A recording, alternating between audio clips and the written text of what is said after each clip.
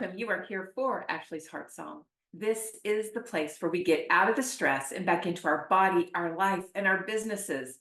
When we tap into the song of our heart, that is when we master the mind and the stress that can steal our life. Thank you so much for joining me for today's show. We are on a journey with the book, Your Greatest Power. This book is written by J. Martin. I don't have my prop with me. J. Martin Kohe, Kohe. I love, love, love this book. As I have said in the previous episodes, this is a book reading, and this book I read in college. It was a required reading for one of my courses, and it quickly became my favorite book. It really does show how we truly do have the power to create a life that we really love. We have that power innately. It belongs inside of each and every one of us. No one is left out. Everybody has it. It's a matter of if we are going to choose that mindset that knows and believes that we have the power to choose our conditions, our personality, our happiness, our what we would love in our life, what we would love to create. We have that power. It is all about life working for us instead of life working against us. And today we're going to continue our journey. And today's journey is about choosing your personality. But before we get into the book, I would love to just check in with the vitality score for the week. So your vitality score this week, where are you? If you were to look at your physical body today, physically, how do you feel with your body? In being inside your body, moving around in your body? Where are you on a scale of 1 to 10? 10 being you feel awesome, you have the energy in your physical body, the movement, you have the confidence, the empowered feeling that you have being in your body? Or are you down closer to a 1 where body is not working for you, body is breaking down, body doesn't feel good, more fatigue versus energy? Where are you on the scale of 1 to 10 with your physical form, your temple? All right, write the number down, and then we're heading off to the emotional vitality score. Emotionally, do you feel balanced? Do you feel ease? Do you feel joyful? Do you feel happiness? That's going to get you closer to that 10. Or is your emotions down below a 5 where you're feeling a little edgy, imbalanced? Maybe you are all over the place, up and down with your emotions. Maybe you're crying a lot today. Maybe there is a lot of sadness sitting in your heart. Your score, write it down between 1 and 10. What is it? And next, we're going to head over to mental body, the mental form of you. How are you today mentally? Are you sharp, on point? Are you staying on tasks? That's going to get you scoring closer to that 7 to 10 marker. Or are you scoring below a 5 where mentally you're scattered? Mentally, you just can't get it together today. Maybe words are escaping you. You just can't quite find the flow. That would be score you closer to a 1 to a 3, 1 to 4. All right, now spiritually. Where are you spiritually today on this journey of today, the here and now, from 1 to 10? When we're looking at your spiritual body, a 10 would be you feel aligned, connected, centered, a belonging. Whereas if you're going to score below a 5 on spirituality, then that would be disconnected. That would be disjointed, a feeling of unbelonging. Where are you on your vitality score with your spiritual essence of you? Add those up. Highest score is a 40. If you're in the 30s, you're doing great. Keep up the good work. See where your score is low and see what you can do this week to elevate that score a little bit. And hopefully today's show is going to help all of you, whether your score was above a 30 or below a 30. This right here, our personality and how we show up each and every day, this is powerful because this right here really does make a difference on your vitality score. It does. Whatever we think we become. So let's get this rolling, shall we? All right, we are in chapter 4 of our book, Your Greatest Power. Chapter 4, which is choosing your personality. One of the greatest problems in life is the problem of personality. Personalities seem to be clashing constantly. Many of our troubles and difficulties come about because people cannot get along with one another. Homes are broken up, friendships are destroyed, employment problems by the hundreds arise because of a clash of personalities. And even wars are engaged in because of different nations failing to see eye to eye. Here again, the greatest power man possesses, the power to choose, plays an important part. Stop to think about it. You can choose to be friendly, or you can choose to be unfriendly. You can choose to be helpful, or you can choose to refuse to help. You can choose to be cooperative, or you can choose to be stubborn. You can choose to get excited, or you can choose to be calm. You can choose to lose your temper, or you can choose to overlook the matter which would ordinarily cause you to be upset. You can choose to be lovable, or you can choose to be bitter. You can choose to smile, or you can choose to walk around with a long face. You can choose to be trusting, or you can choose to distrust everyone you meet. You can choose to believe that everybody is against you, or you can choose to believe that everybody likes you. You can choose to be neat and clean, or you can choose to be careless and slovenly. You can choose to be lazy, or you can choose to be ambitious. Stop to think about it again. Don't you do your own choosing? You certainly do. Here is one of the best cases on record. Benjamin Franklin came to the strange awakening that he was constantly losing friends. He began to realize that he was constantly arguing with people. He just couldn't get along with people. One day around New Year's Day, when New Year's resolutions are generally made, he sat down and made a list of all his nasty personality characteristics. He listed them one by one.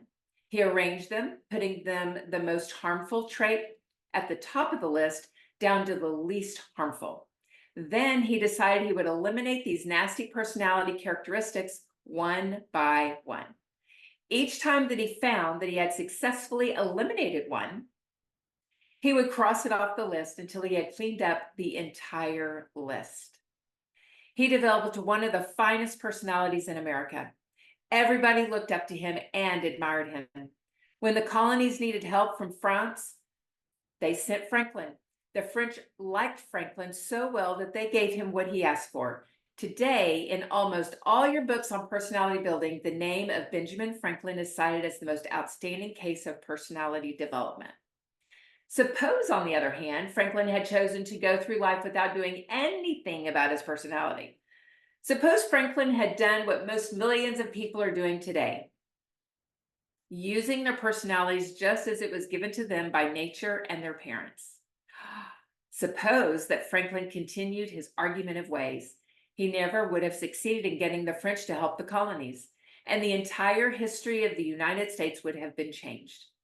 One personality made a great difference to a nation, and yet millions of people are walking around and saying, "What can I do about it?" How do you know? How do you know what you might be able to do as the years go by? Lincoln said, "I will prepare myself, and someday my time will come." And it did. He chose to believe in preparedness. At least we will make life reasonable and enjoyable for those around us. At least we will not be responsible for bringing unnecessary trouble to those about us. How many times does one member of a family make life miserable for everybody else in the family? How often does an unreasonable father or maybe even a mother make all the other members of the family wish that they had never been born into that family? One person can destroy or make an entire family miserable.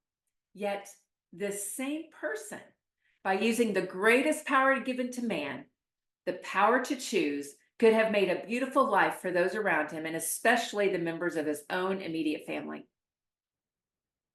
If each one of us would make his own family life a pleasant and enjoyable experience, the whole world could be changed in a very short time.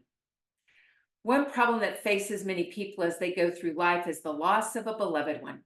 So many people, after losing a mother, a father, a brother, or a close friend or relative, become so upset that life to them becomes meaningless. What is there to live for now? They ask. All over the world, there are thousands upon thousands of people who walk through the streets and through the balance of their lives living corpses, failing to realize that they possess this greatest power, the power to choose. They continue their lives choosing to be a burden to themselves and everyone around them. You cannot blame these people, for their loss is great. The shock may have been very sudden for apparently no reason. They are unable to analyze why it had to happen. Sometimes it is not easy to analyze why it happened, but whether we can analyze it or not, the important job on hand now is to do with the balance of life that remains to the one left behind. We feel that the best way to answer this great question is through a story that we came across some time ago. A young college football star lost his mother the week before the big game. The coach didn't know what to do. He had never had an experience like this before. He finally decided that he would leave it up to the young star himself.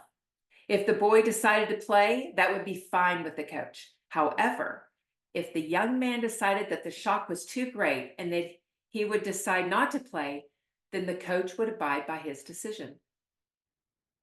The day of the game came. The team ran out onto the field. The young star was with them. The team proceeded to go through with their practice signals while the young football star went over to the stands. He stood there. About 12 rows up in the stand, there was an empty seat. It was draped in black. The young man stood there, looked at the empty seat draped in black, and said, "Mother, I am playing this game for you." He then went into the game and helped his team to victory. Here is a splendid illustration of the power to choose. This young man could have sat down and started to cry. He could have made himself the subject of sympathy from all of his fellow teammates. He could have made them all feel so sorry that the entire team would have been affected and the game would have been lost. But he chose for the benefit of all. He benefited, his team benefited, and surely his mother, wherever she was really proud of her son. He was playing the way she would have wanted him to. That is the answer. After the beloved one has passed on, what can we do about it? Go on living the way they would want us to live. Make them proud of us wherever they are. True, we cannot control conditions, but we can control our power to choose. In controlling our power to choose, we can make life interesting and worthwhile to ourselves and everyone else around us. We look at all the problems of life and they seem insurmountable. We look around and we wonder if life will ever be worthwhile. Some people will go so far as to say that the world is getting worse and worse instead of better. The world will start getting better the very minute we choose to make it better. Do not wait for the other fellow to start improving the world. Do not wait for your neighbor to start improving himself. You start.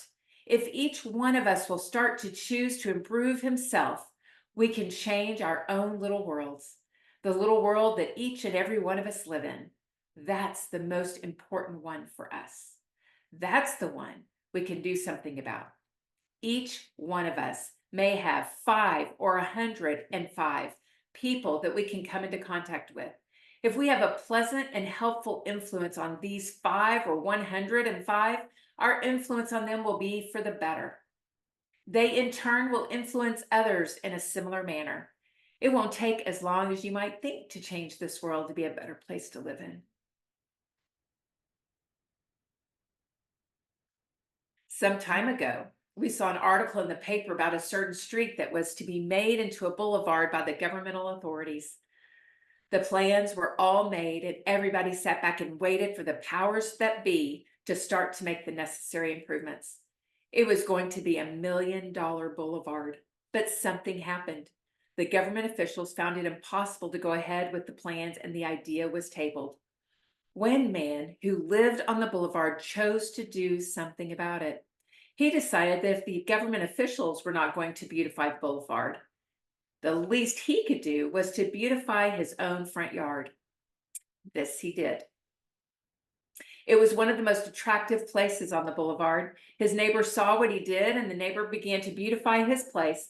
This continued with each neighbor until the entire boulevard looked like the $1 million boulevard. Who did it? Actually, one man. He chose to start, and everybody else followed. Don't say that you can't change the world. You can change your little world, and that's the one that counts. You choose to think that you can change it. The next fellow will get the idea, and it will be done. And you can be the very person to start it in your own home, job, community, or even your own country. Practically every personality problem could be solved if we would only choose to follow one simple little suggestion. So many husbands and wives are living miserable family lives because of various disagreements. Millions of people working on jobs are having their hands full because of many different forms of disagreements. Even nations find themselves at war because of unsettled disagreements. If these people involved would use this greatest power given to man, the power to choose, we would find ourselves in an altogether different style of living. Many, many years ago, a wise old philosopher said, "If we must disagree, let us disagree without being disagreeable." End quote. If we would realize as individuals, if we would realize as husbands and wives, that two people living together are bound to have differences of opinion, that it is perfectly all right to disagree, but without being disagreeable, the entire national picture of marriage would change overnight. Marriage could be so much more enjoyable. Home life could be so much more worthwhile. The influence on the children would be tremendous. The divorce rate would be cut so deeply it would be unbelievable. The great difference of opinion in the minds of employees is such that millions of people are unhappy in their work. Many times these people find that they like the work, they like the pay, they enjoy the surroundings, but they cannot get along with certain people. Thousands are constantly changing jobs because of differences of opinions. If these people would use this greatest power, the power to choose, and disagree without being disagreeable, they would find themselves much happier, much more enjoyably engaged in their work, and much freer and easier with the people they come in contact with. It would be a great burden off their shoulders because instead of fighting people and conditions, they would be more alerted to understanding others and their opinions. Most of us have had the experience of going through one or two wars or even more.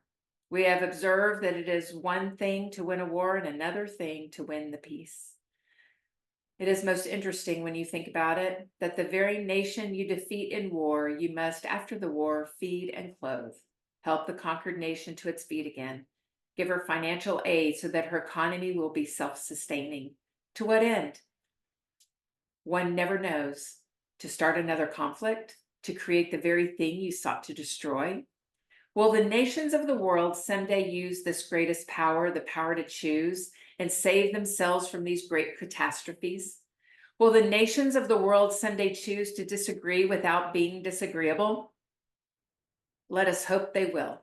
They can, just as we can use this greatest power, the power to choose, to make our own individual lives worthwhile and enjoyable, just as we can use this power to choose to make our family lives agreeable and happy, so can the nations of the world make the family of nations one great, big, happy family. Sounds too wonderful? We have the power. We can if we choose to. How can one be so sure? Go to a symphony sometime or watch a great symphony orchestra on television. What do you see? 100 men or more playing one great musical section? Notice a little more and you will see many, many different kinds of instruments, each making its own sound and contributing its own bit to the entire musical selection. Different instruments, yes, but disagreeing, not at all. Each player plays for the good of all, no conflicts, all in harmony. Each player desires to make the selection the most brilliant piece of music ever played.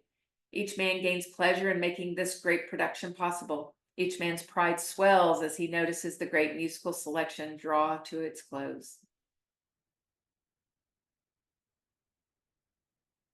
Analyze this great symphonic orchestra a little closer. And what do you find? Each person chose to play in the orchestra. Each person chose to play the particular instrument that he was using. Each person chose to harmonize with the other players. Each one chose to do the best that he knew how. Each one chose to follow the conductor as he directed them through the selection. So can we.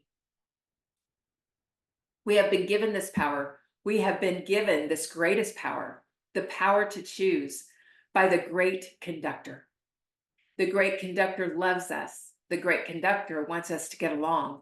Yes, we are all different, different customs, different foods, different mannerisms, different languages, but not so different that we cannot get along with each other.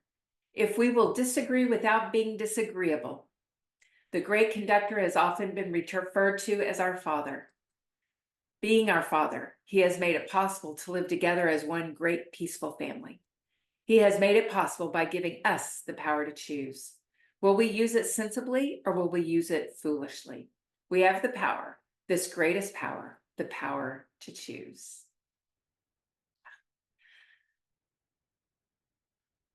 Wow. This brought around so many thoughts for me, this chapter. This chapter spoke to a man, Benjamin Franklin, that completely changed his personality just by choosing to not be unlikable. He chose kindness. He chose to be different. He chose to change himself and work on that until he had succeeded. And he became one of the most beloved men. So when we think about this in our life, all of these areas of our personality, as I read this, I reflect on, okay, how do I show up in my day when my sweet hubby says something to me and I hear it from a perspective, who knows where I got the perspective, but I heard it from a perspective that wasn't on the positive side. I heard it from a perspective that was below the line, or I took it personal. We humans love to take things personal. It's just part of who we are. But that's one of those things, that's one of those agreements that we can change about a personality, is taking things personal. So when I reflect on that and I say, oh my gosh, I can change that. Just like in the book says, all I got to do in that moment is to be going slow enough, being aware enough that I go, wait a minute, that's not how I want to respond to that. I want to respond with love, with kindness, because it's not personal to me. It's only personal if I choose it to be personal. But what if I choose for it not to be personal? What if I just choose that it's a statement and I can respond to it with loving kindness? Do you find yourself in that same situation with anyone in your life where you love them dearly, but there are some times when there's an edginess that comes out of you because of something they said, but it's not what they said, it's how we heard it, how we interpreted it, and how we chose to take it. What I love so much about this personal growth process is you begin to see clearly how powerful you really are, because you have the power in any given moment to choose how you're going to interpret something. Are you going to interpret it as a threat? Or are you going to interpret it as just information? And when we talk about what we do here on Ashley's Heart Song, about how we're getting out of that stress and strife and getting into the rest and fun, when we're doing that, it's all about that choice. It's about that choice. Am I going to choose fun, or am I going to choose the strife? We have that power in every moment, with every situation, every condition, every person, every place that we are, every environment that we are residing in. We have that power to choose comfort. We have the power to choose goodness. We have the power to choose mercy and forgiveness. We have the power to choose grace. We have the power to be love and kindness in our responses. Be sure and write in the comment section of wherever you see this show, whatever platform you're viewing this show, write in the comment section what was stood out for you on today's program, Choosing Your Personality.